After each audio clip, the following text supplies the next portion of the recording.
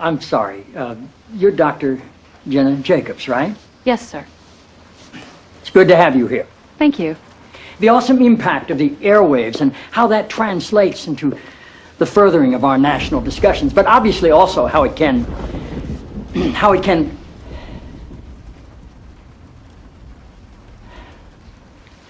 forgive me, Dr. Jacobs. Are you an MD? A PhD. A PhD. Yes, sir. In psychology? No, sir. Theology? No. Social work? I have a PhD in English literature. I'm asking because on your show people call in for advice and you go by the name Dr. Jacobs on your show, and I didn't know if maybe your listeners were confused by that and assumed you had advanced training in psychology, theology, or healthcare. I don't believe they are confused, no, sir. Good. I like your show. I like how you call homosexuality an abomination. I don't say homosexuality is an abomination, Mr. President. The Bible does. Yes, it does. Leviticus 18:22. chapter and verse. I wanted to ask you a couple of questions while I had you here. I'm interested in selling my youngest daughter into slavery, as sanctioned in Exodus 21:7. She's a Georgetown sophomore, speaks fluent Italian, always cleared the table when it was her turn. What would a good price for her be? While thinking about that, can I ask another? My chief of staff, Leo McGarry, insists on working on the Sabbath.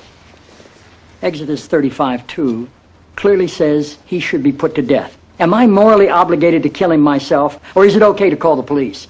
Here's one that's really important, because we've got a lot of sports fans in this town. Touching the skin of a dead pig makes one unclean. Leviticus 11:7. If they promise to wear gloves, can the Washington Redskins still play football? Can Notre Dame? Can West Point?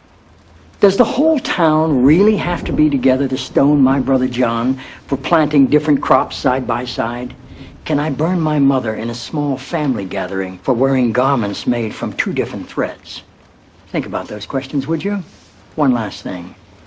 While you may be mistaking this for your monthly meeting of the ignorant tight-ass club, in this building when the president stands, nobody sits.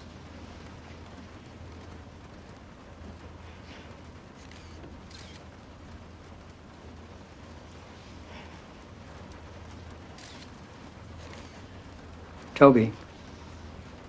Yes, Mr. President. That's how I beat him.